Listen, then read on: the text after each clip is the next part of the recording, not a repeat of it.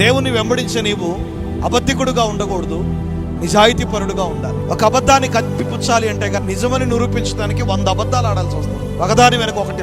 ఒక సమయంలో మనకే గిల్ట్ అనిపిస్తుంది, ఏంటి ఇన్ని అబద్ధాలు ఆడుతున్నాను ఒకదాని వెనక ఒకటి. భార్యాభర్తల మధ్యలో నమ్మకము, యథార్థత, నీతి, నిజాయితీ ఉండాలి. తల్లిదండ్రులకి పిల్లల మధ్యలో నమ్మకం ఉండాలి. దైవ సేవకుడి దగ్గర కూడా విశ్వాసులు నమ్మకంగా ఉండాలి. దైవ సేవకుడు కూడా విశ్వాసుల దగ్గర నమ్మకంగా ఉండాలి. మనమందరము దేవుని ఎదుట యథార్థవంతులుగా, నీతిమంతులుగా, నమ్మకమైన వారిగా ఉండాలి. అబద్ధాలు ఆడుకుంటూ ఇష్టానుసారమైన జీవితాలు దేవునికి తెలియదా ఏది అబద్ధమో ఏది నిజమో? నీతిమంతుల పిల్లలు విడవబడటం కానీ భిక్షమెత్తటం కానీ నేను చూడటం. నీతిగా ఉంటే నువ్వే కాదు, నీ పిల్లలు దేవుని చేత విడవబడరు.